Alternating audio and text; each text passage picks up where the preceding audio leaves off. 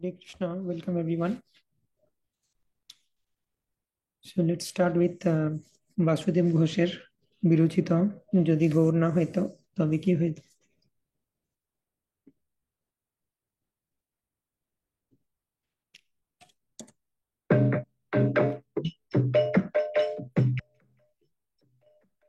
যদি গৌর না হইতো তবে কি হইতো, কেমনে ধরিতাম রে।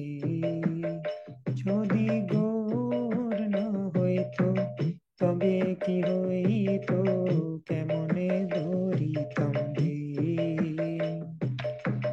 রাধার মহিমা প্রেম রস সীমা জগতে জানত কে। রাধার মহিমা প্রেম রস সীমা জগতে জানত কে। যদি গৌর না হইতো তবে কি হইতো, কেমনে ধরিতাম রে। যদি গৌর না হইতো তবে কি হইতো, কেমনে ধরিতাম রে। মধুর বৃন্দা বিপিন মাধুরী প্রবেশ চাতুরীশা। মধুরা বৃন্দা বিপিন মাধুরী প্রবেশ চাতুরীশা। বড় যুবতী ভাবের ভকতি শকতি হইত কাল। বড় যুবতী ভাবের ভকতি শকতি হইত কাল। যদি গৌর না হইতো তবে কি হইতো, কেমনে ধরিতাম রে। যদি গৌর না হইতো তবে কি হইতো, কেমনে ধরিতাম রে। গাও গাও পুনা গৌরাঙ্গের গুণ শরণ হইয়া মন। গাও গাও পুনা গৌরাঙ্গের গুণ শরণ হইয়া মন। এই ভব সাগরে এমন দয়াল না দেখি যে একজন।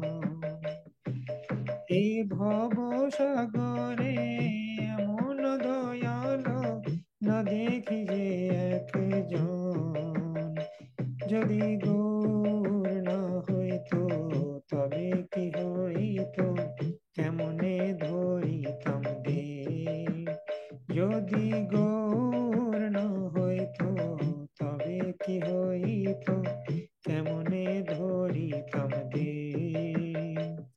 আমি গৌরাঙ্গ বলিয়া নাগিন বলিয়া কেমনে ধরিল রে।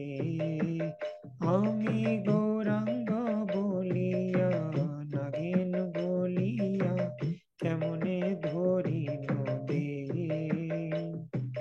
বাসুর হিয়া পাষাণ দিয়া কেমন গড়িয়াছে। বিধি বাসুর হিয়া পাষাণ দিয়া কেমনে গড়িয়াছে। যদি গৌর না হইতো তবে কি হইতো, কেমনে ধরিতাম রে। যদি গৌর না হইতো তবে কি হইতো, কেমনে ধরিতাম রে। যদি গৌর না হইতো তবে কি হইতো, কেমনে ধরিতাম রে।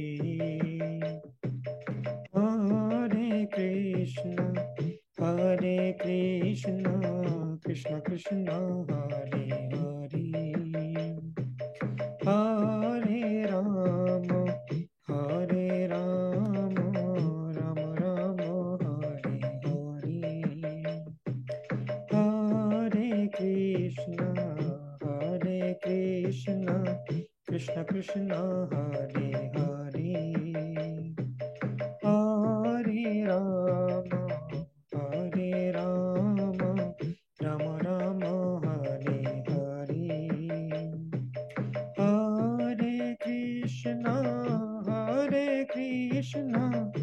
कृष्ण कृष्ण हरे हरे, हरे राम राम राम हरे हरे, हरे कृष्ण कृष्ण कृष्ण हरे हरे, हरे राम राम राम हरे हरे, हरे कृष्ण कृष्ण कृष्ण हरे हरे, हरे राम राम राम हरे हरे, যদি গৌর না হইতো তবে কি হইতো, কেমনে ধরিতাম দেব, যদি গৌর না হইতো তবে কি হইতো, কেমনে ধরিতাম দেব, যদি গৌর না হইতো তবে কি হইতো, কেমনে ধরিতাম দেব। श्री चैतन्य महाप्रभु की जय, सचिनंदन गौर हरि की जय।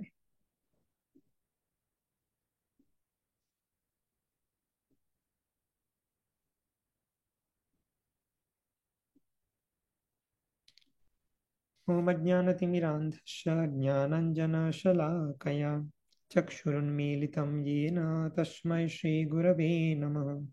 श्रीचैतन्यमनोभीष्टं स्थापितं येन भूतले स्वयं रूपकदा मह्यं ददाति स्वपदान्तिकं।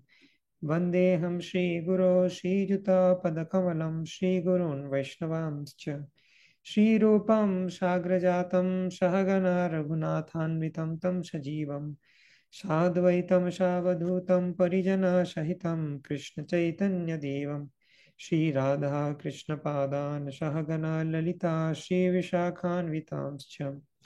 नम ओं विष्णुपादाय कृष्णपृष्ठाय भूतले श्रीमते भक्तिवेदान्त स्वामिनिति नामिने। नमस्ते सारस्वते देवे गौरवाणी प्रचारिणे, निर्विशेषशून्यवादी पाश्चात्यदेशतारिणे। वञ्चाकल्पतरुभ्यश्च कृपासिन्धुभ्य एव च पतितानं पावनेभ्यो वैष्णवेभ्यो नमो नमः। नमो महावदन्याय कृष्णप्रेमप्रदायते कृष्णाय कृष्णचैतन्य नाम्ने गौरतिषे नमः। पञ्चतत्त्वात्मकं कृष्णं भक्तरूपस्वरूपकं भक्तावतारं भक्ताख्यं नमामि भक्तशक्तिकम्। हे कृष्ण करुणा सिन्धो दीनबन्धो जगत्पते गोपेश गोपिकान्त राधाकान्त नमोऽस्तुते।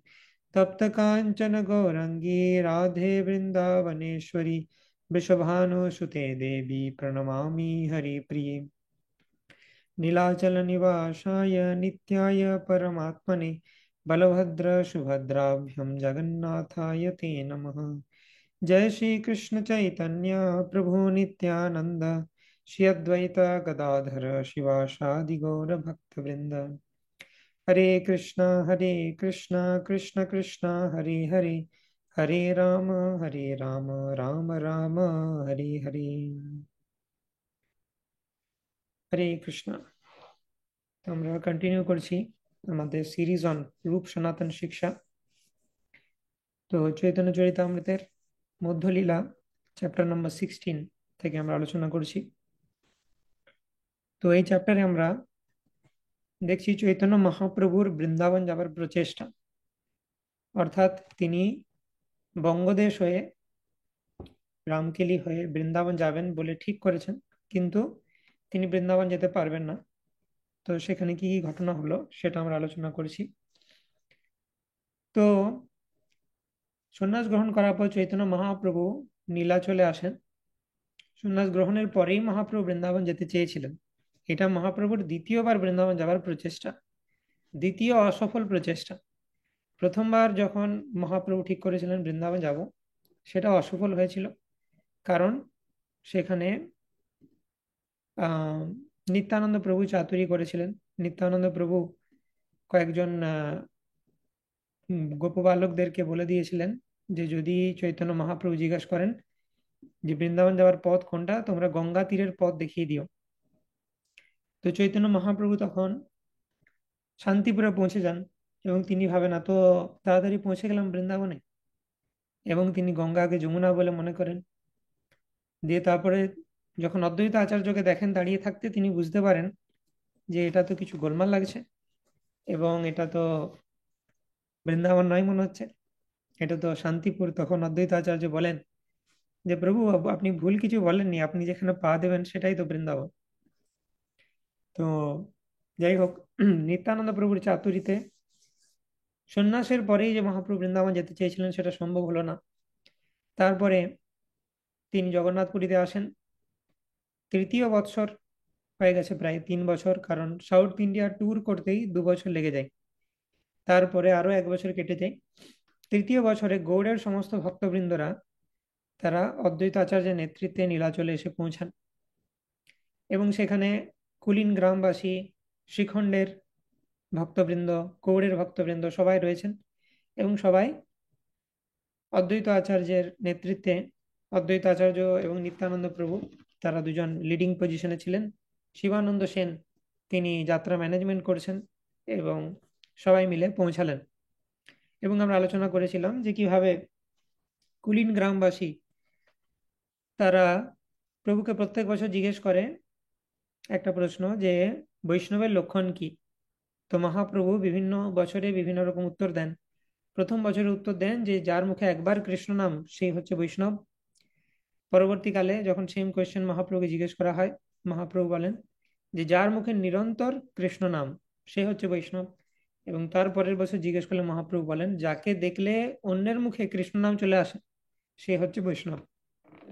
তো প্রথমে হলো কনিষ্ঠ অধিকারী, তারপর মধ্যম অধিকারী, তারপর উত্তম অধিকারী, এই 3 প্রকার বৈষ্ণব এর কথা মহাপ্রভু বর্ণনা করেন। হুম। তো বৈষ্ণব, বৈষ্ণবতর এবং বৈষ্ণবতম লক্ষণ মহাপ্রভু বর্ণনা করলেন। তো এইভাবে আমরা শ্লোক নম্বর 75 পর্যন্ত পড়েছিলাম। তারপর থেকে আমরা আলোচনা করব।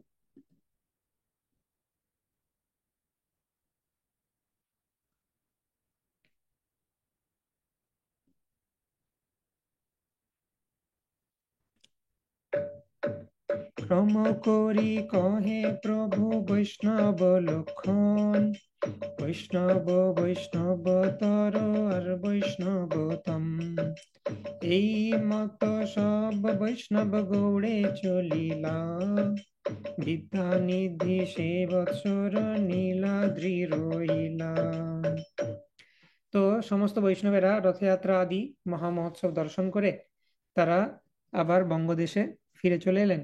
কিন্তু পুণ্ডরিক বিদ্যানিধি তিনি জগন্নাথপুরীতে রইলেন। এই পুণ্ডরিক বিদ্যানিধি তিনি হচ্ছেন খুবই একজন সিনিয়র বৈষ্ণব এবং কৃষ্ণলীলায় তিনি ছিলেন বৃষভানু মহারাজ। আমরা জানি শ্রীমতী রাধারানীকে বৃষভানু নন্দিনী, তপ্ত কাঞ্চন গৌরাঙ্গী রাধে বৃন্দাবনেশ্বরী, বৃষভানু সুতে দেবী প্রণমামি হরিপ্রিয়। তো এই পুণ্ডরিক বিদ্যানিধি হচ্ছেন বৃষভানু মহারাজ কৃষ্ণলীলাতে, এবং চৈতন্য মহাপ্রভুর অত্যন্ত ডিয়ার অ্যাসোসিয়েট। চৈতন্য মহাপ্রভু পুণ্ডরিক বিদ্যানিধিকে বলতেন বাপ বলে সম্বোধন করতেন। কেন কি চৈতন্য মহাপ্রভু রাধারানীর ভাবে রয়েছেন আর পুণ্ডরিক বিদ্যানিধি হচ্ছেন বৃষভানু মহারাজ। তো গৌরলীলায় আরেকজন রাধারানী রয়েছেন, সে কে? গদাধর পণ্ডিত। তো সেই গদাধর পণ্ডিতও পুণ্ডরিক বিদ্যানিধির শিষ্যত্ব গ্রহণ করবেন।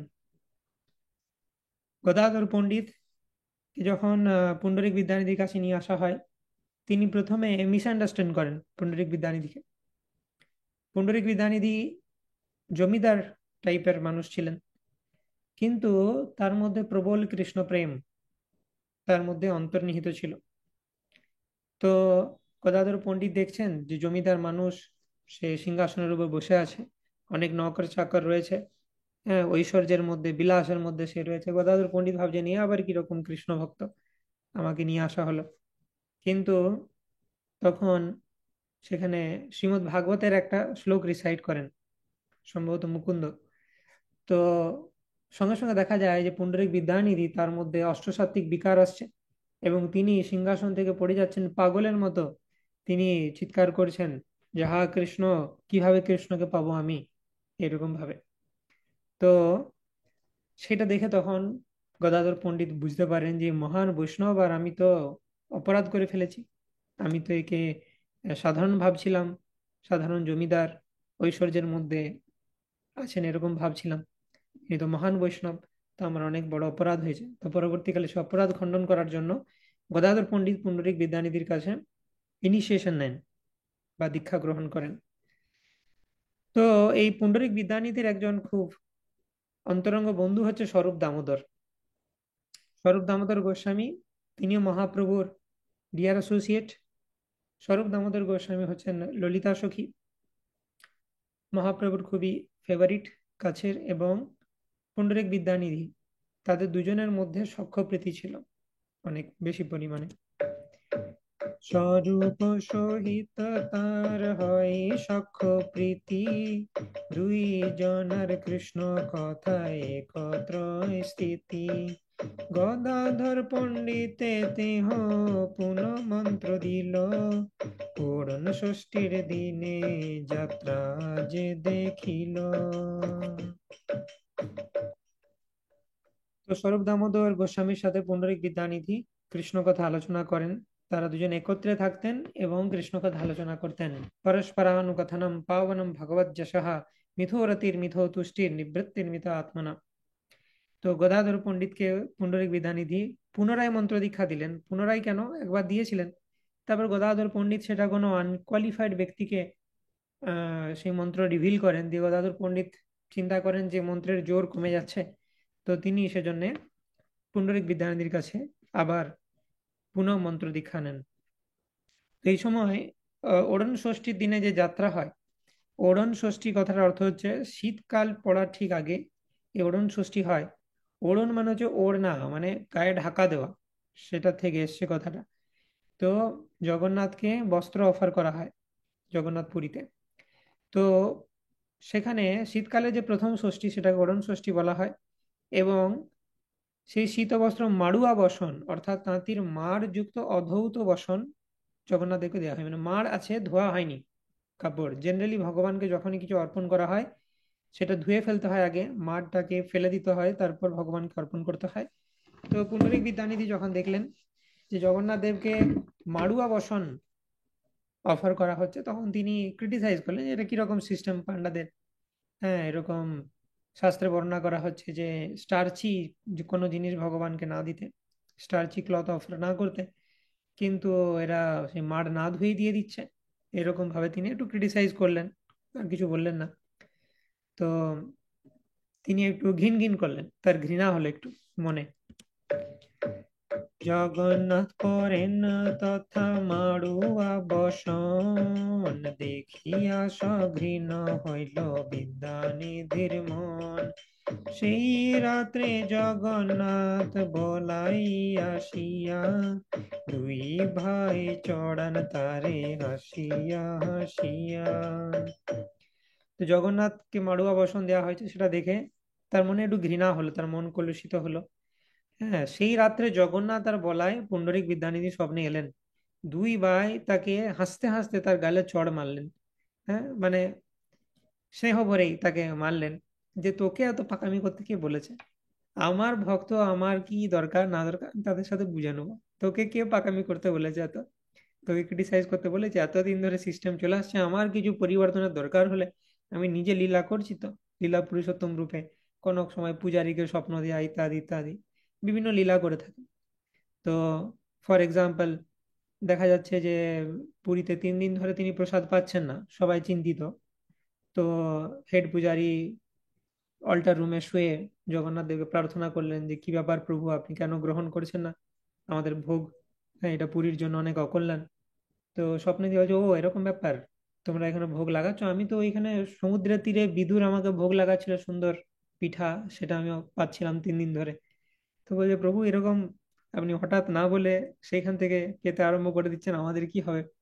বলছে, হ্যাঁ তোমাদেরও প্রসাদ পাবো, পরের দিন থেকে অ্যাড করো এই আইটেমটা আমার লিস্টে, তাহলে এখানেও প্রসাদ পাবো, কোনো অসুবিধা নেই। তো জগন্নাথ দেব লীলা করে থাকেন এরকম। তো পুণ্ডরিক বিদ্যানিধিকে তিনি বলছেন, আমার দরকার থাকলে আমি বলবো তো নিজে যে আমাকে মাড়ুয়া বসন পরিও না, তোমাকে পাকামি করতে কে বলেছে। তো এভাবে হেসে হেসে দুই ভাই মিলে তাকে চড়িয়েছেন তার গালে। কাল ফুলিল আচার্য অন্তরে উল্লাস, বিস্তারি বর্ণিয়াছেন বৃন্দাবন দাস। এই মত প্রত্যব্দ আইসে গৌড়ের ভক্তগণ, প্রভু সঙ্গে রহি করে যাত্রা দর্শন। তার মধ্যে যে যে বর্ষে আছো এ বিশেষ, বিস্তারিয়া আগে তাহা কহিব নিশেষ। এই মত মহাপ্রভুর 4 বৎসর গেল, দক্ষিণ যাইয়া আসিতে 2 বৎসর লাগিল। তো এইভাবে পুণ্ডরিক বিদ্যানিধির সাথে জগন্নাথ এবং বলদেব লীলা করেন এবং মেরে তার গাল ফুলিয়ে দেন, কিন্তু আচার্য অন্তরে তার আনন্দ হয় যে যাক, জগন্নাথ দেব স্বপ্নে আমাকে স্পর্শ তো করেছেন, এটা অনেক বড় ব্যাপার।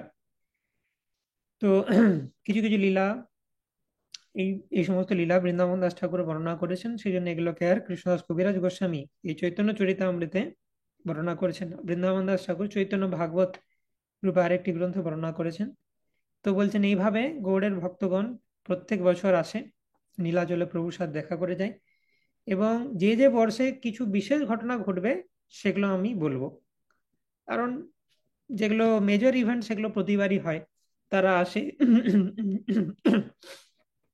যাত্রাপথে শিবানন্দ সেন তিনি ব্যবস্থা করেন, এবং তারপরে পুরীতে এসে তারা গুন্ডিচা মার্জন দেখে, প্রভুর সাথে রথযাত্রা দেখে, 4 মাস তারা কাটায়। বিভিন্ন ভক্তগণ তাদের বাড়িতে মহাপ্রভুকে ডেকে প্রসাদ পান, এই সমস্ত কিছু ঘটতেই থাকে। কিন্তু কিছু সময় যদি বিশেষ কিছু ঘটে তাহলে সেগুলো বলবো। তো এরকম করে 3 বছর কেটে গেছিল আগের বারে, 4 বছরে কেটে গেল, আরেকবারও ভক্তবৃন্দরা এলেন। দক্ষিণ ভারত যাত্রা করতেই 2 বছর টাইম লেগে গেছিল। মহাপ্রভু সন্ন্যাসের পরে পুরীতে আসেন, তারপর 2 বছর দক্ষিণ ভারত যাত্রা করেন। তারপর তৃতীয় বছরের কাহিনী আমরা শুনলাম, চতুর্থ বছরে এরকম ভাবেই কাটলো। ওকে, এরপরে তাহলে 4 বছর যে কেটে গেল দক্ষিণ ভারত যাত্রার পর, মহাপ্রভু যখন পুরীতে ফিরে এলেন, তারপর আরো 2 বছর কিভাবে কাটলো না, রামানন্দ হাটে আরো 2 বছর কাটলো। মানে রামানন্দ রায় প্রতারণা করলেন মহাপ্রভুকে, আজ যাবে কাল যাবে করে বৃন্দাবন যেতে দিলেন না। এভাবে 4 বছর কেটে গেল, মহাপ্রভু বৃন্দাবন যেতে পারলেন না। 2 বছর সাউথ ইন্ডিয়া ট্যুরের কারণে, আর 2 বছর রামানন্দ হটে, মানে রামানন্দ রায় আর সার্বভৌম ভট্টাচার্য তাদের চাতুরিতে তারা পারমিশন দিচ্ছেন না। আর 2 বৎসর চাহে বৃন্দাবন যাইতে, রামানন্দ হঠে প্রভু না পারে চলিতে। পঞ্চম বৎসরে গৌড়ের ভক্তগণ আইলাম, রথ দেখি না রহিলা গৌড়ের চলিলাম। তবে প্রভু রামানন্দ সার্বভৌম স্থানে, আলিঙ্গন করি কহে মধুর বচনে। তো পঞ্চম বছরে গৌড়ের ভক্তগণ আবার এলেন, 4 বছর কেটে গেল। এইভাবে 5th বছর গৌড়ের ভক্তগণ এলেন। এবার রথযাত্রা দেখে জেনারেলি তারা 4 বছর 4 মাস থাকেন, কিন্তু এই 5th বছরে তারা রথযাত্রা দেখেই চলে গেলেন। কারণ মহাপ্রভুর পরিকল্পনা আছে যে আমি যাব তো এইবার গৌড়ে, তোমাদের থাকার দরকার নেই, আমি এবারে যাব। তো প্রভু তখন সার্বভৌম রামানন্দের কাছে আলিঙ্গন করে মধুর বচন বলতে লাগলেন, হ্যাঁ, যে এবার আমাকে যেতে দাও। আমরা আগে আলোচনা করেছি সার্বভৌম রামানন্দকে, মহাপ্রভুর প্রতিটি অ্যাসোসিয়েট খুবই স্পেশাল, তো এদের কথা আমাদের মনে রাখতে হবে। সার্বভৌম ভট্টাচার্য হচ্ছেন দেবগুরু বৃহস্পতি, যিনি চৈতন্য লীলাতে সার্বভৌম রূপ নিয়েছেন। এবং সার্বভৌম ভট্টাচার্য উদ্ধার মধ্যলীলার একদম প্রথমে রয়েছে, আশা করি সবাই জানেন। তো সার্বভৌম ভট্টাচার্য প্রথমে মায়াবাদী ছিলেন, বৈদান্তিক ছিলেন। তো মহাপ্রভু তাকে উদ্ধার করেন, বৈষ্ণব সিদ্ধান্ত শোনান, এবং তিনি যে মায়াবাদী ভাষ্য বলছিলেন সেগুলোকে খণ্ডন করেন, আত্মারাম শ্লোকের বর্ণনা দেন। তারপর থেকে সার্বভৌম ভট্টাচার্য মহাপ্রভুর শরণাগত হন। আর রামানন্দ রায় হচ্ছেন বিশাখা সখী। রামানন্দ রায়ের সাথে মহাপ্রভুর দিন রাত কৃষ্ণ কথা চলে। রামানন্দ রায়ের সাথে কৃষ্ণ কথা ডিসকাস করতে মহাপ্রভুর খুব ভালো লাগে। তো এই সার্বভৌম এবং রামানন্দ অত্যন্ত নিকট পার্ষদ। তাদেরকে আলিঙ্গন করে সেই বাচ্চা ছেলে যখন মায়ের কাছে কোনো কিছু আবদার করে, গলা জড়িয়ে ধরে বলে না যে মা আমাকে প্লিজ এটা দাও না, সেই রকম মহাপ্রভু আহ সার্বভৌম এবং রামানন্দকে বলছেন প্লিজ আমাকে এবারে পারমিশন দাও, 5 বছর হয়ে গেল, একদম শুরুতেই যেতে চেয়েছিলাম, যেতে দিল না নিত্যানন্দ। তারপরে সাউথ ইন্ডিয়া ট্যুর হলো, তারপর আরো 3 বছর কেটে গেল, তোমরা কিন্তু যেতে দিলে না। তো আমাকে এবারে তোমরা যেতে দাও দয়া করে বৃন্দাবন। তবে প্রভু সার্বভৌম রামানন্দ স্থানে আলিঙ্গন করে কহে মধুর বচনে, বহুত উৎকণ্ঠা মোর যাইতে বৃন্দাবন, তোমার হঠে 2 বৎসর না কইলু গমন, অবশ্য চলিব দুহে করহ সম্মতি, তোমা দুহা বিনা মোর নাহি অন্য গতি। বলছি তোমাদের দুজন ছাড়া তো আমার গতি নেই, তোমাদেরকে তো অবজ্ঞা করে আমি যেতে পারি না, তো তোমরা দয়া করে আমাকে পারমিশন দাও, আমি বৃন্দাবন যেতে চাই। এবারে অবশ্যই আমি বৃন্দাবন যাব, কিন্তু আমি বৃন্দাবন যাব গৌড় দেশ হয়ে। অনেকদিন আমি গৌড় দেশ যাইনি, 5 বছর হয়ে গেল। সেখানে গিয়ে আমি আমার 2জন খুব ফেভারিট গৌড়ের দুটি আশ্রয়, একটি হচ্ছে জননী আর এটি হচ্ছে জাহ্নবী, অর্থাৎ সচী মাতার সাথে দেখা করব, আর জাহ্নবী মানে গঙ্গায় স্নান করব, আর আমার ভক্তবৃন্দরা রয়েছে তাদের সাথে দেখা করব। তো তাদের সাথে দেখা করে তাদেরও পারমিশন নিয়ে তারপর আমি বৃন্দাবন যাব। তো মহাপ্রভু দেখাচ্ছেন বৃন্দাবন যাওয়ার আগে আমাদের বৈষ্ণবদের আশীর্বাদ নেওয়া উচিত, যদিও মহাপ্রভু হচ্ছেন পরমেশ্বর ভগবান স্বয়ং, তিনি স্বয়ং রাধারানী, তিনি কৃষ্ণ, তার পারমিশন নেওয়ার দরকার নেই, কিন্তু তবু মহাপ্রভু এই টিকেটটা ফলো করছেন। গৌড় দেশে হয় মোর 2 সমাশ্রয়, জননী জাহ্নবী এই 2 দয়াময়, গৌড় দেশ দিয়া যাব তা সবা দেখিয়া, তুমি দোহে আজ্ঞা দেহ পরশন্ন হইয়া, শুনিয়া প্রভুর বাণী মনে বিচারয়, প্রভু শনে অতি হঠ কবু ভালো নয়, দুহা কহে এবে বর্ষা চলিতে নারিবা, বিজয়া দশমী আইলে অবশ্য চলিবা। তো মহাপ্রভু এভাবে বললেন যে আমি গৌড়ে জননী আর জাহ্নবীকে দেখে বৃন্দাবনে যেতে চাই।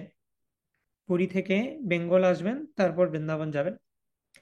তো শুনে সার্বভৌম রামানন্দ ভাবলেন যে না না না, এবার সত্যি বাড়াবাড়ি হয়ে যাচ্ছে, অনেক আটকেছি প্রভুকে, 2 বছর আটকে দিয়েছি বিভিন্ন রকম ছলচাতুরি করে, প্রভু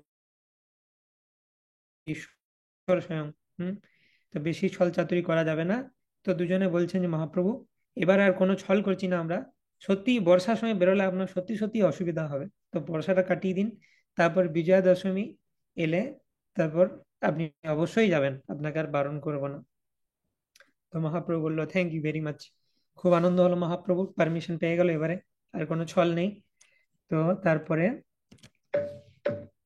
আনন্দে মহাপ্রভু বর্ষা কইল সমাধান, বিজয়া দশমী দিনে করিল পয়ান, জগন্নাথের প্রসাদ প্রভু যত পায়া ছিল, কড়ার চন্দন ডোর সব সঙ্গে লইল, জগন্নাথে আজ্ঞা মাগি প্রভাতে চলিলা, উড়িয়া ভক্তগণ সঙ্গে পাছে চলি আইলাম, উড়িয়া ভক্তগণে প্রভু যত্নে নিবারিলা, নিজ গণ সঙ্গে প্রভু ভবানী পুরাইলা।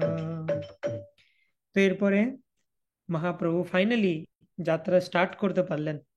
তো বিজয়া দশমীর দিনে মহাপ্রভু স্টার্ট করলেন, জগন্নাথের বিভিন্ন প্রসাদ, কড়ার চন্দন, তিলক পট্টডোরি জগন্নাথ দেবের প্রসাদ সঙ্গে নিয়ে তিনি যাত্রা স্টার্ট করলেন। এবং জগন্নাথ দেবের আদেশ নিয়ে মহাপ্রভু প্রভাতে যাত্রা শুরু করলেন, এবং উড়িয়া যারা ভক্তবৃন্দ ছিল, নীলাচলবাসী মহাপ্রভুর অ্যাসোসিয়েট, তারা মহাপ্রভুর পেছনে পেছনে যাচ্ছে। মহাপ্রভু পুরী থেকে বেরিয়ে যাবেন, আর ডিভোটিরা কি সেখানে পড়ে থাকবেন? তারা যাবেন। মহাপ্রভু যতক্ষণ না থামাচ্ছে তাদেরকে যেতেই থাকবেন, দরকার হলে বৃন্দাবন পর্যন্ত চলে যাবেন, এরকম ব্যাপার তাতে।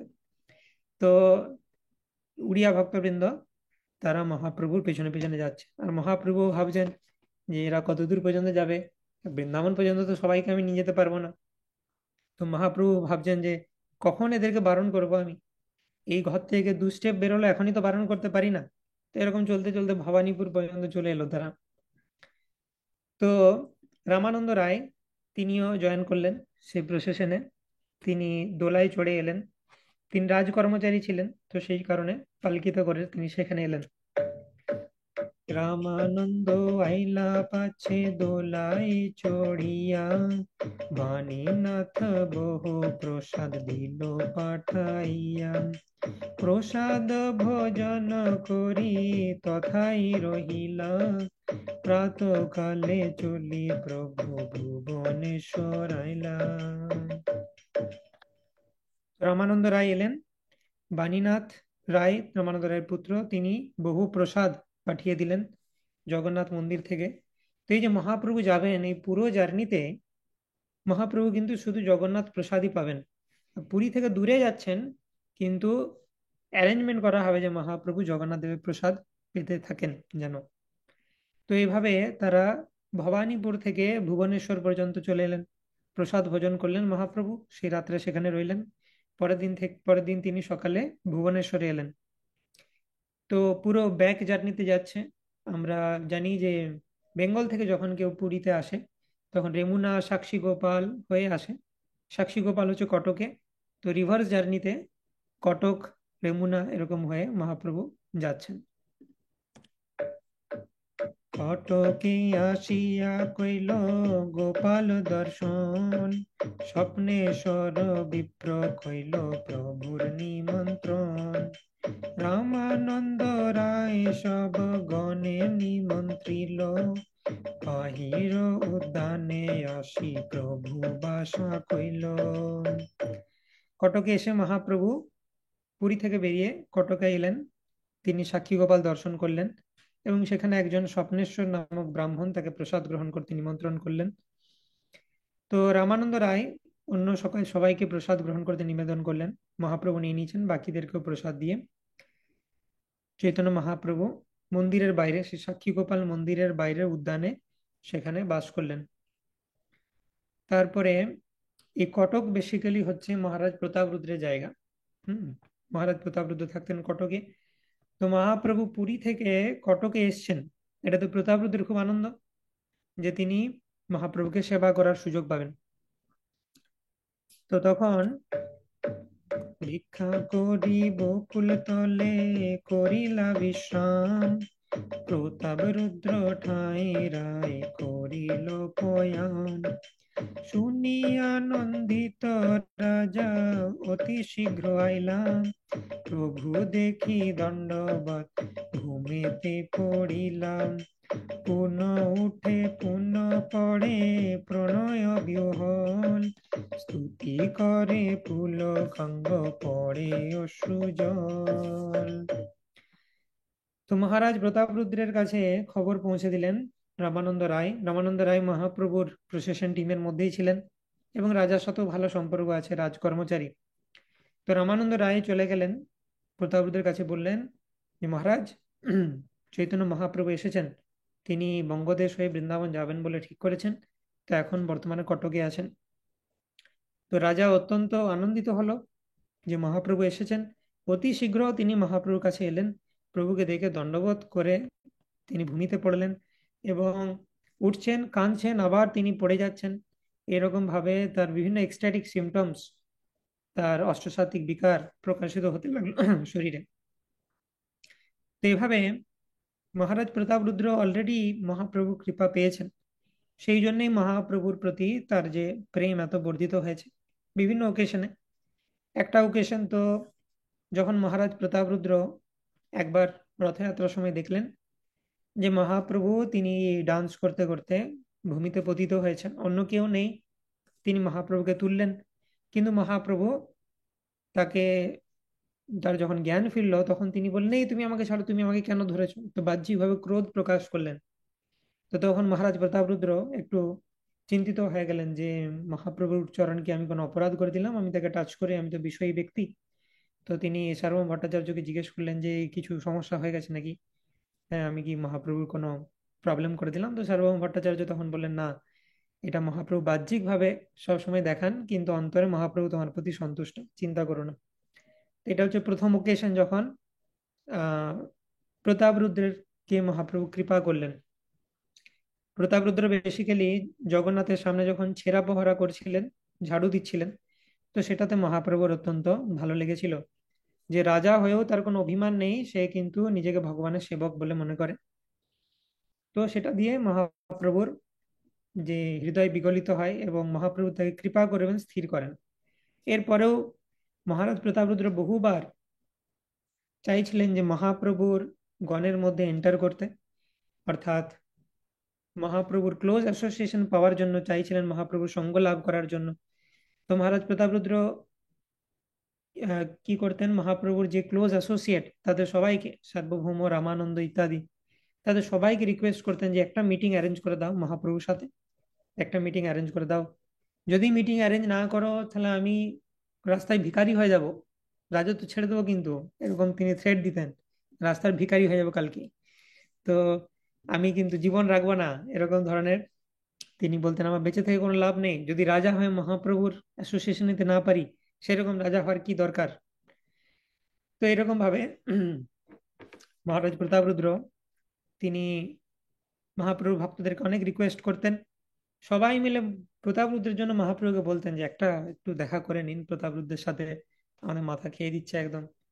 হ্যাঁ, দেখা হলে ওইদিকে রাজার সামনে যেতে পারছি না।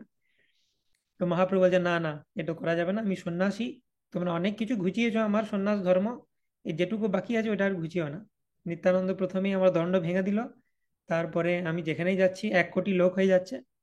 তো এত ভাল লাগছে না, এত কিছু করা যাবে না। তো না, এই রিকোয়েস্ট আমি রাখতে পারবো না, প্রতাপরুদ্রের সাথে দেখা করা যাবে না, সেই বিষয়ী ব্যক্তি, আমি সন্ন্যাসী। তো কিছুতেই কারোর কথা শুনছেন না। তো রথযাত্রার সময় কিন্তু কারোর কথা শুনছেন না বাহ্যিক ভাবে, কিন্তু ভেতরে ভেতরে মহাপ্রভু ঠিক করেছেন প্রতাপরুদ্রকে কৃপা করব।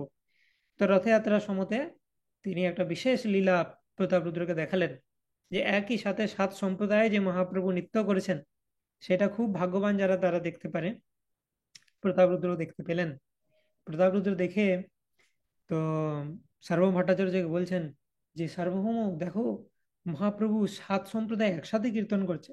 সার্বভৌম বলছে, হলো তো, তোমার সন্তুষ্টি হয়েছে, তোমার উপর বিশেষ কৃপা হয়েছে আজকে বলে তুমি দেখতে পেলে সেটা।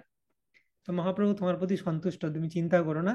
কিন্তু এক্সটার্নালি তোমার সাথে বেশি হৃদ্যতা মহাপ্রভু করতে পারবেন না, কারণ উনি সন্ন্যাস আশ্রমে আছেন, তার কিছু রুলস আছে। অন্তরে যে সন্তুষ্ট সেটা বুঝলে তো, এবার একটু শান্ত হও। তো এভাবে প্রতাপরুদ্র শান্ত হন। তাতেও প্রতাপরুদ্রের মন ভরছিল না, দূর থেকে একটা কৃপা করলেন, কিন্তু ক্লোজ অ্যাসোসিয়েশন কি করে পাবো? তো রথযাত্রার সময় মহাপ্রভু ডান্স করতে করতে মাঝে মধ্যে একটু রেস্ট নেওয়ার জন্য একটা বাগানে প্রবেশ করেন। তো সেইখানে মহাপ্রভু অ্যাসোসিয়েট বলছেন, প্রতাপরুদ্র, এই সুযোগ, তুমি যাও, তুমি একটা নর্মাল বৈষ্ণবের ড্রেস পরো, রাজবেশ পরিত্যাগ করো, সিম্পল বৈষ্ণব রূপে যাও, মহাপ্রভু পদসেবা করো, মহাপ্রভুর যে লোটাস ফিট সেটা মাসাজ করার সেবা করো। তো প্রতাপরুদ্রকে পাঠালেন একদম সুন্দর বেশে। হ্যাঁ, এটা একটা বিবিটি পেন্টিংও রয়েছে, মহাপ্রভু অ্যান্ড প্রতাপরুদ্র। ইয়েস। তো মহাপ্রভু এভাবে উদ্যানে তিনি রেস্ট নিচ্ছেন। আর এই যে পেছনে দেখা যাচ্ছে রথ, মানে রথযাত্রা চলছে মেন রাস্তাতে, মহাপ্রভু একটুক্ষণের জন্য রেস্ট নেওয়ার জন্য এসেছেন। তো সেখানে প্রতাপরুদ্র রাজবেশ পরিত্যাগ করে সাধারণ বৈষ্ণবের বেশে চলে গেলেন মহাপ্রভুর কাছে। এবং মহাপ্রভু তো অচেতন বেশে আছেন, তিনি হয়তো চিনতেও পারবেন না যে কে এসছে আমার কাছে নর্মাল বেশে। তিনি ইনটক্সিকেটেড রাধারানীর ভাবে রয়েছেন রথযাত্রাতে। তো প্রতাপরুদ্র পদসেবা করছেন এবং গান শোনাচ্ছেন। কি গান শোনাচ্ছেন না, সব এটিকেট শিখে নিয়েছে এইসব, কোন গান গাইতে হবে কোন সময় এটাতে স্বরূপ দামোদর এক্সপার্ট। কিন্তু তার কাছ থেকে প্রতাপরুদ্র সব হাব ভাব শিখে নিয়েছে মহাপ্রভুর অ্যাসোসিয়েটদের মতো। সে কি গাইছে, গোপী গীত গাইছে। কারণ জানে এটা এখন মহাপ্রভু রাধারানীর ভাবে রয়েছেন, গোপীদের ভাবে রয়েছেন, যে জগন্নাথকে অর্থাৎ কৃষ্ণকে বৃন্দাবনে নিয়ে যাচ্ছেন, তো গোপী গীত গাইছেন। গোপী গীত গাইতে গাইতে যখন নাইন্থ ভার্স, তব কথামৃতম গাইছেন, তব কথামৃতম তপ্ত জীবনম কবি বিড়িতম কলমশাপহম শ্রবণ মঙ্গলম শ্রীমদাততম ভ্রুবি গিনন্তি ये ভূরিদা জনা। তো এই স্ট্যান্জা গাওয়ার পর মহাপ্রভু তার পূর্ণ কৃপা করলেন প্রতাপরুদ্রকে। তিনি প্রতাপরুদ্রকে আলিঙ্গন করলেন, যে কি গাইলে তুমি, বাহ, ভূরিদা জনা, ভূরিদা জনা, তুমি হচ্ছে সেই ভূরিদা জনা। তো এরকম ভাবে মহাপ্রভু প্রতাপরুদ্রকে আলিঙ্গন করলেন। তো তারপর প্রতাপরুদ্র স্যাটিসফাইড হলেন, যেটা পূর্ণ কৃপা পেলাম। আমাদের আচার্যরা বলে যে গোপী গীতের এই ভার্স খুব ইম্পর্টেন্ট।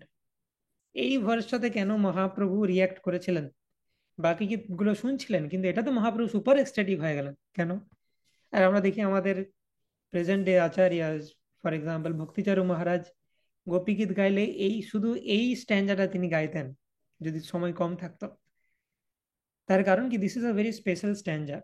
তব কথামৃতম, মানে ভগবানের যে কথামৃতম, তপ্ত জীবনম কবিভিरीडितम কলমশাপহম। অর্থাৎ ভগবানের যে কথামৃত বা হরি কথা, হরি কথার গ্লোরিজ বর্ণনা করা হচ্ছে। জীবের যে তপ্ত জীবন, এই জড় জগতে জীব সে সংসার দাবানলে জ্বলে পুড়ে মরছে। তো এই তপ্ত জীবন, জীবনটা যে উত্তপ্ত, সেইখানে সেই জীবনটাকে কুল করে দেয় হরি কথা। যখন আমরা হরি কথার মধ্যে থাকি, হরি কীর্তনের মধ্যে থাকি, তখন আমাদের সংসার দাবানলে যেন বৃষ্টিপাত হয়।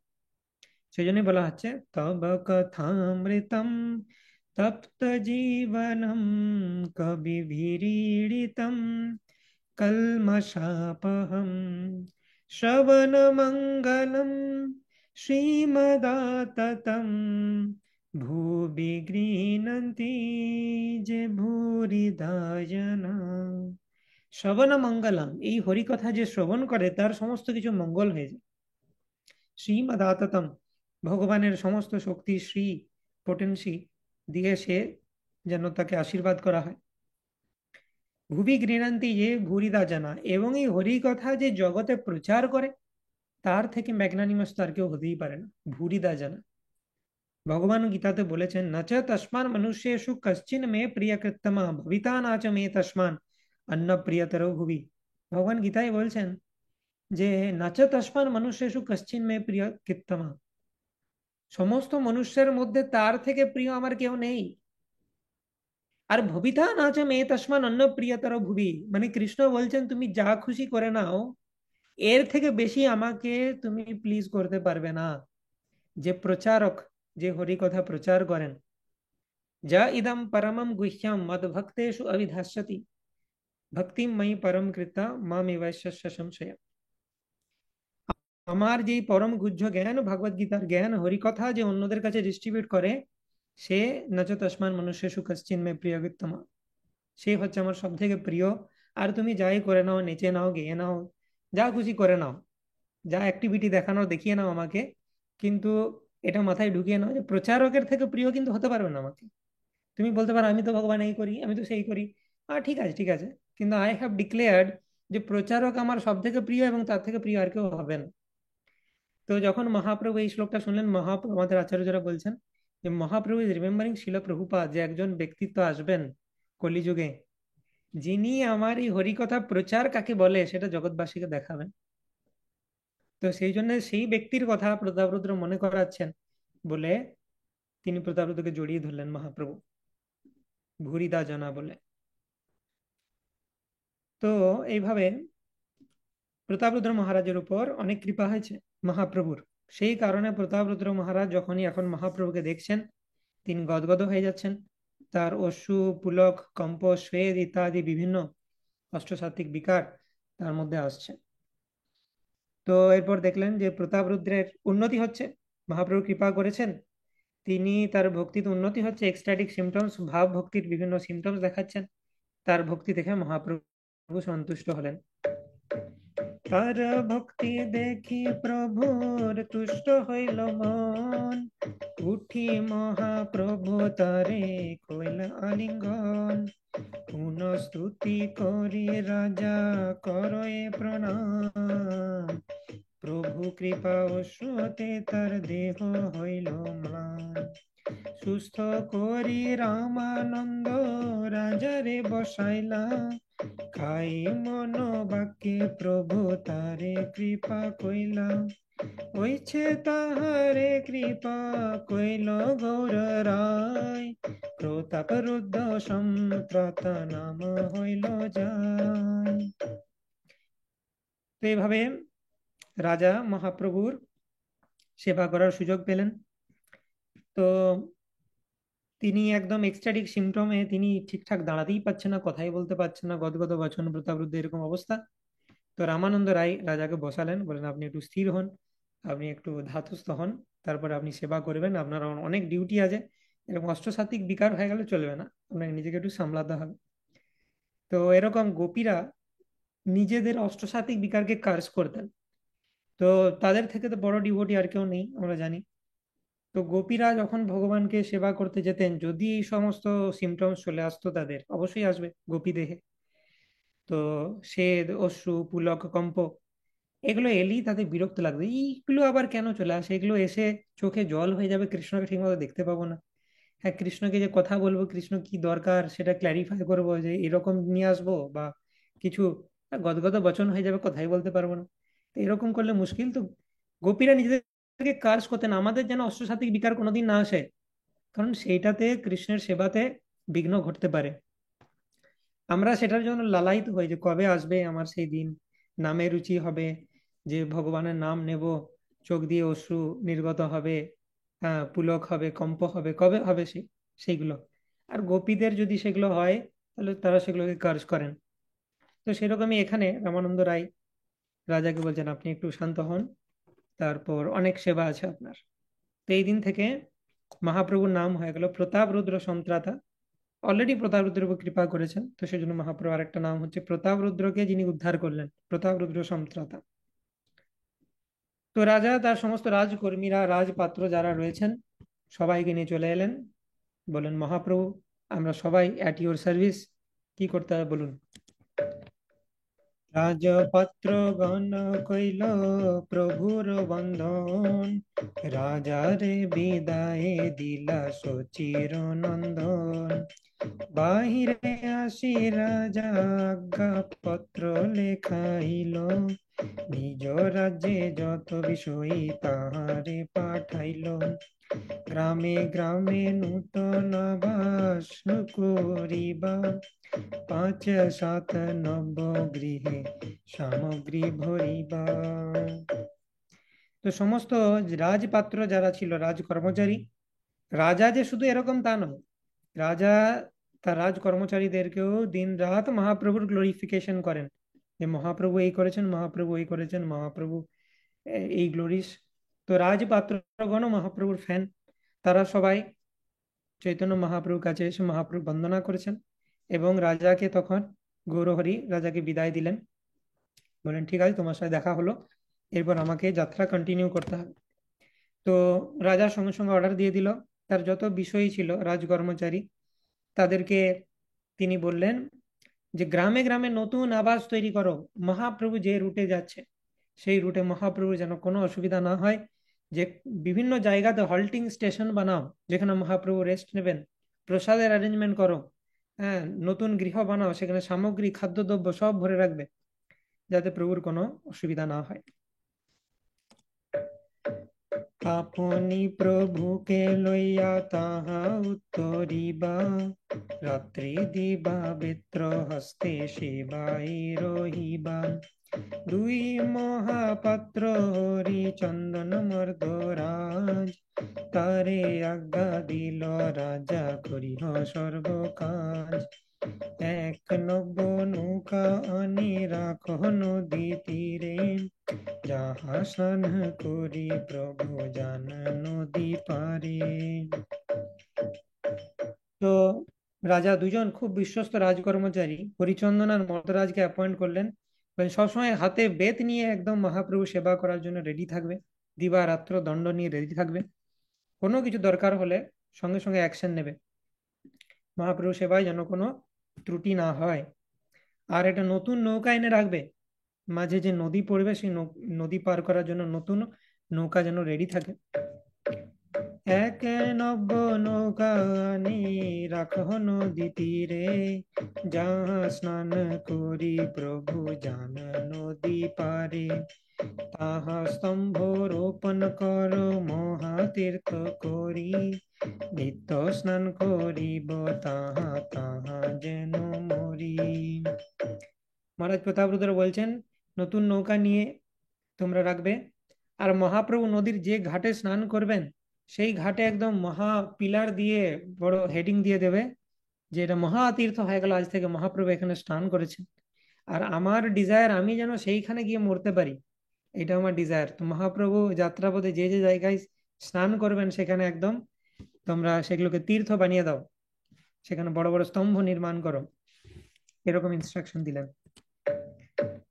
চতুর্ধারে করহ তম নববাস, রামানন্দ যাহ তুমি মহাপ্রভু পাশ, সন্ধ্যাতে চলিবে প্রভু নৃপতি শুনিল, হস্তি উপর তম্বু গৃহে স্ত্রীগণ চড়াইল। তো চতুর্দ্বার নামে একটি জায়গা রয়েছে, সেখানে একটা নতুন বাসস্থান নির্মাণ করতে নির্দেশ দিলেন রাজা। এবং রাজা তখন বললেন, রামানন্দ রায় তুমি যাও, মহাপ্রভুর সাথে সবসময় থাকো, আমি তো রাজা, আমি তো থাকতে পারবো না, তাহলে তো মহাপ্রভু সন্ন্যাসে প্রবলেম হয়ে যাবে, দিয়ে আমি আবার ঝাড় খাবো। তো সেই জন্যে আমার লোক হিসাবে তুমি যাও, তুমি তো মহাপ্রভুর অত্যন্ত ফেভারিট, তুমি তো সবসময় থাকতে পারো, তুমি সবসময় থাকবে, যেন কোনো অসুবিধা না হয় মহাপ্রভুর। এবারে সন্ধ্যাবেলাতে প্রভু সেই জায়গা দিয়ে পার হবেন, এই কথা শুনে রাজা কি করলেন, তিনি হাতির উপরে সমস্ত পুরো স্ত্রীদেরকে চাপিয়ে মহাপ্রভুর দর্শন করার ব্যবস্থা করলেন, যে শুধুমাত্র পুরুষেরাই মহাপ্রভুর দর্শন পাবে, নারীরা পাবে না কেন। তো সেই কারণে দূর থেকে মহাপ্রভু সামনে আসতে পারবেন না, যেহেতু সন্ন্যাসী, নারীগণ সামনে আসতে পারবেন না, কিন্তু দূর থেকে হাতির উপর চেপে তারা মহাপ্রভু পেরিয়ে যাবেন, এই দৃশ্য যাতে দেখতে পারে সেই ব্যবস্থা করে দিলেন রাজা, সবাই যাতে মহাপ্রভু কৃপা প্রাপ্ত হয় তার সাম্রাজ্যে। এটা হচ্ছে আইডিয়াল রাজা। তিনি তার রাজকর্মচারীদেরকে মহাপ্রভু ভক্তে পরিণত করেছেন, তিনি স্ত্রী, বৃদ্ধা সবাইকে সুযোগ দিচ্ছেন মহাপ্রভুর দর্শন করার জন্য। তো এটা হচ্ছে অ্যাকচুয়ালি রাজার মতো কাজ। প্রভু চলিবার পথে রহে সারি হইয়া, সন্ধ্যাতে চলিলা প্রভু নিজ গণ লইয়া, চিত্রোৎপলা নদী আসি ঘাটে কইল স্নান, মহিষী সকল দেখি করই প্রণাম, প্রভুর দর্শনে সবে হইল প্রেমময়, কৃষ্ণ কৃষ্ণ কহে নেত্র অশ্রু ভরিষয়, এমন কৃপালু নাহি শুনি ত্রিভুবনে, কৃষ্ণ প্রেম হয় যার দূরদর্শনে। তো সবাই মহাপ্রভুর দর্শন করলেন এবং তারা প্রেমময় হয়ে গেলেন, কৃষ্ণ কৃষ্ণ বলছেন যারাই মহাপ্রভুকে দর্শন করছেন। তো এইরকম কৃপালু ত্রিভুবনে আর কেউ নেই মহাপ্রভুর মতো, যাকে দূর থেকে দর্শন করলেও কৃষ্ণ প্রেম হয়। তো এইভাবে মহাপ্রভু যাত্রা করছেন। নৌকাতে চড়িয়া প্রভু হইল নদী পার, জ্যোৎস্নাবতী রাত্রে চলি আইলা চতুর্দ্বার, রাত্রে তথা রহি প্রাতে স্নান কৃত্য কইল, হেন কালে জগন্নাথের মহাপ্রসাদ আইল। তো মহাপ্রভু চতুর্দ্বার নামক সেই জায়গাতে এলেন যেখানে রাজা অলরেডি বাসস্থান নির্মাণ করে রেখেছিলেন, এবং মহাপ্রভু পুরী থেকে অনেক দূরে চলে এসেছেন, কিন্তু সাপ্লাই চেন কন্টিনিউ আছে প্রসাদের। ঠিক ঠিক সময়ে রাজা এগুলো সব কোঅর্ডিনেট করছেন, যে মহাপ্রভু রাত্রেবেলা প্রসাদ পাবেন, তো তোমরা সকালেই বেরিয়ে যাবে প্রসাদ নিয়ে। হ্যাঁ, প্রসাদ যেন ঠিক থাকে, সবকিছু ব্যবস্থা করছেন রাজা, দূর থেকে যাতে মহাপ্রভু যত দূরই যান জগন্নাথপুরী থেকে প্রসাদের সাপ্লাই যেন যেতে থাকে, যখন সেটা অসম্ভব হয়ে যাবে সেইখানে রান্না করে কিছু ব্রাহ্মণ যেন মহাপ্রভুকে প্রসাদ দিতে পারে সেই সমস্ত ব্যবস্থা রাজা করছেন। তো এই যে রাজার আজ্ঞায় সমস্ত পরিছাড়া ব্যবস্থা করেছেন রাজার লোক। রাজার আজ্ঞায় পরিছা পাঠাই দিনে দিনে, বহুত প্রসাদ পাঠাই দিয়া বহু জনে।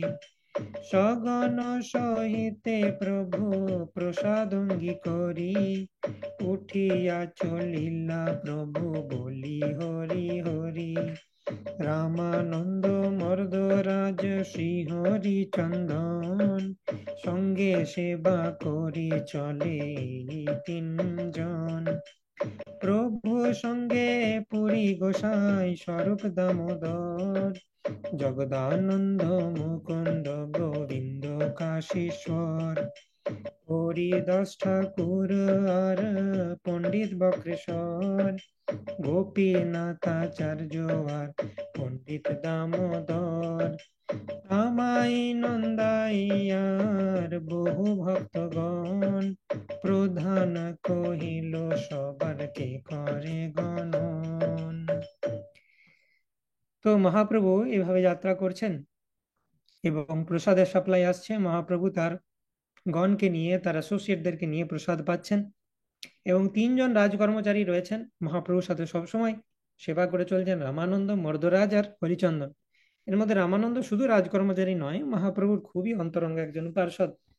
তো শুধু রামানন্দ রয়, সেখানে তার সাথে রয়েছেন পুরী গোসাই, স্বরূপ দামোদর, জগদানন্দ, মুকুন্দ, গোবিন্দ, কাশীশ্বর, হরিদাস ঠাকুর, পণ্ডিত বক্রেশ্বর, গোপীনাথ আচার্য, পণ্ডিত দামোদর, রামাই, নন্দাই, বিভিন্ন ভক্তগণ রয়েছেন।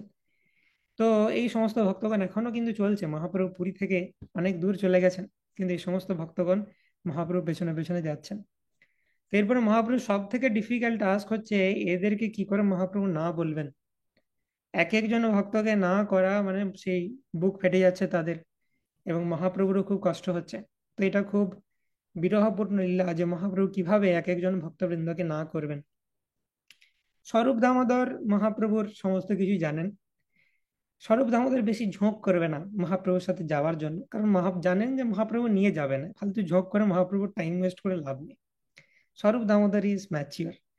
বাট বাকি ভক্তবৃন্দরা, হ্যাঁ, এখানে মহাপ্রভু সব থেকে যে মানে একটা করুণ লীলা করবেন সেটা গদাধর পণ্ডিতের সাথে। গদাধর পণ্ডিত এখানে একজন নটখট বাচ্চার মতো বিহেভ করবেন, যিনি কিছুতেই বলবেন যে না, আমি তো যাবো নাই ফিরে, আমি তোমার সাথে যাবোই। এরপর গদাধর পণ্ডিতকে কিভাবে যে মহাপ্রভু নিবারণ করবেন, this is a very exciting pass time, যেটা আমরা নেক্সট দিন দেখব।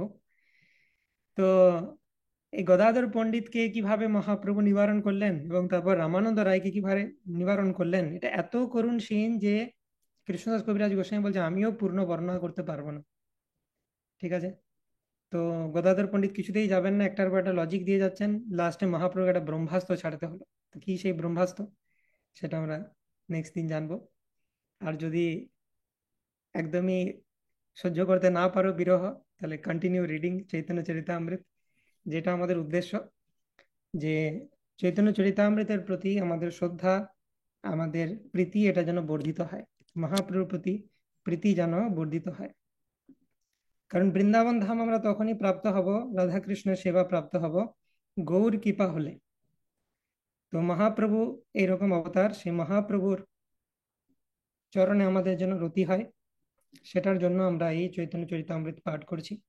এবং এটা কোনো সাধারণ গ্রন্থ নয়, কৃষ্ণদাস কবিরাজ গোস্বামী লিখছেন, এবং এই সমস্ত বৈষ্ণবদের সম্বন্ধে পড়ছি, তাদের আশীর্বাদ এর মধ্যে রয়েছে।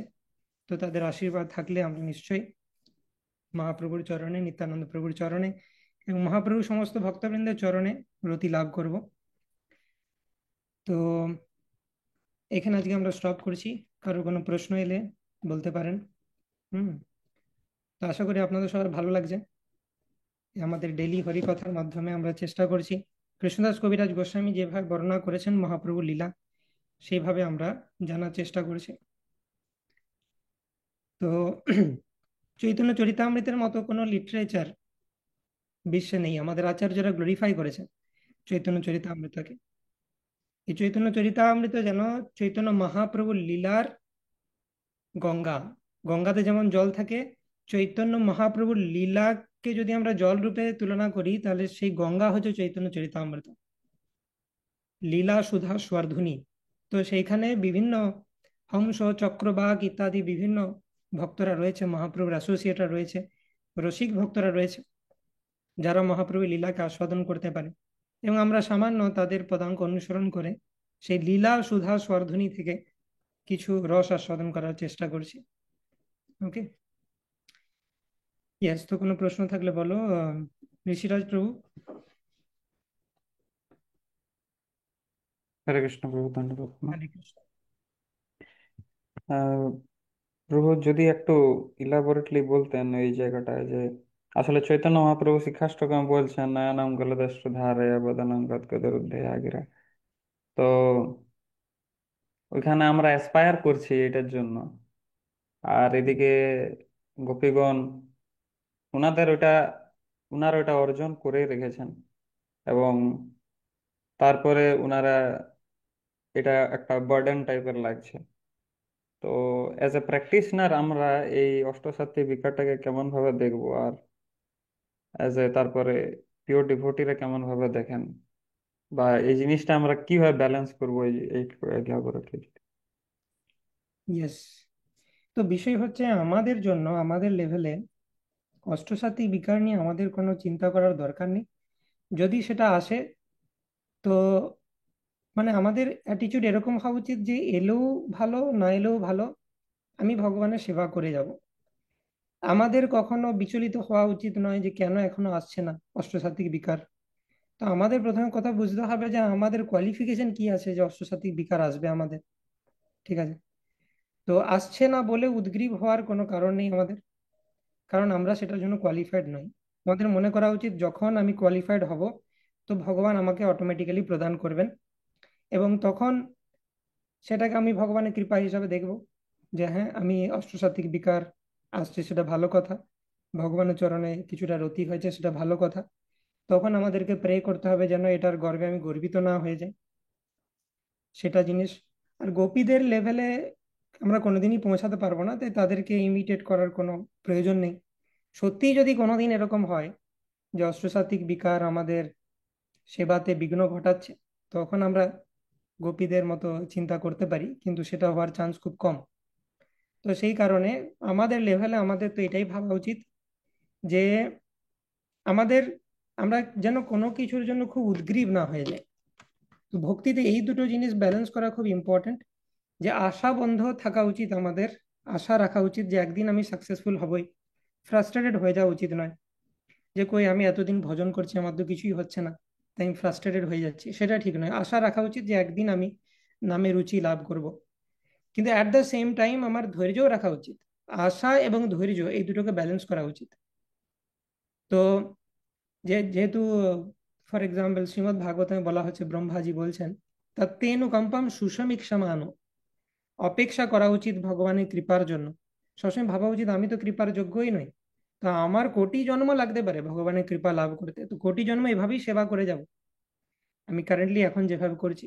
তারপর আমি যখন কোয়ালিফাইড হব, তখন ভগবান আমাকে যেটা উনি ভালো বুঝবেন সেবার জন্য আমার লেভেল অনুসারে সেটা আমাকে প্রদান করবে।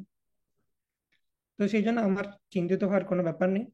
প্রথম স্টেপ হচ্ছে যে I am not at all concern about অষ্টসাত্ত্বিক বিকার। এলে সেটাকে ভগবানের কৃপা বুঝবো, কিন্তু আমার ভাবা উচিত ওই কৃপা হতে অনেক দেরি, আমার এখন কোটি জন্ম লাগবে সেই কৃপা হতে। যদি এটা ভেবে থাকি তাহলে আমি অধৈর্য হয়ে যাব না। আমাদের একটা টেন্ডেন্সি থাকে, কলিযুগের মানুষ তো, যে এত ভজন করছি কই কিছু হচ্ছে না, তো কই কিছু হচ্ছে না, তো তো আমাদের মাথায় ঢুকে না যে কোনোদিন কিছু হবে না আমার, আমি কিছুই পাবো না ভগবানের থেকে। অষ্টসাত্ত্বিক বিকার তো দূরের কথা, তবুও আমি সেবা চালিয়ে যাব, কিছু না পেয়ে সেবা করব, এই ভাবটাকে নিয়ে আসতে হবে। তাহলে অধৈর্য হব না আমি, সেবাটা কন্টিনিউ করতে পারবো।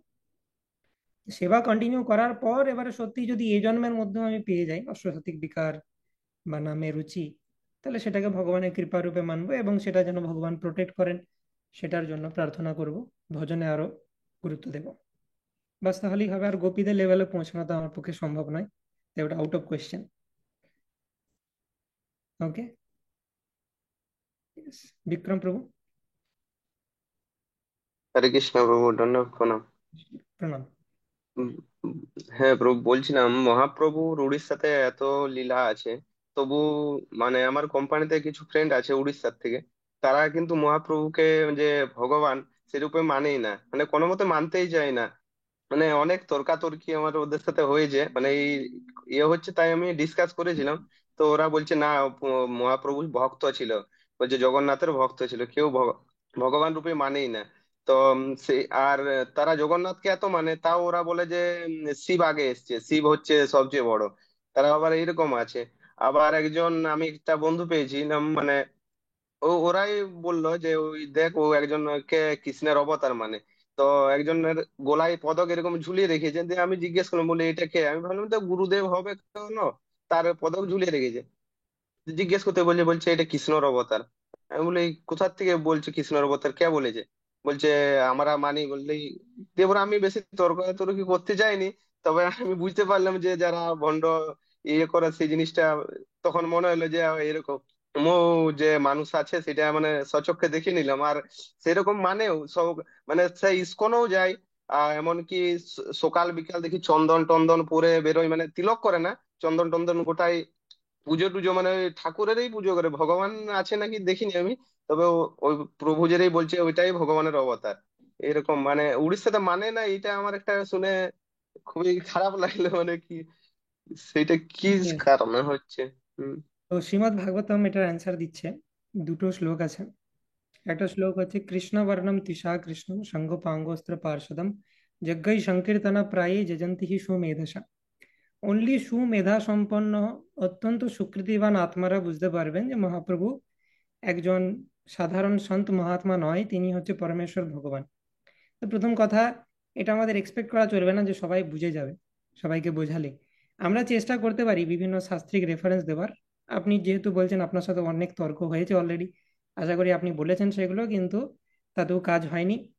তো সেই জন্য কাজ না হলে তখন শ্রীমদ্ ভাগবতম কি বলছেন আমরা আগের দিনই দেখলাম, যে ঈশ্বরে তদধীনেষু বালিশেষু দিশৎসু চ প্রেম মৈত্রী কৃপা উপেক্ষা যা করতি সমধ্যমা।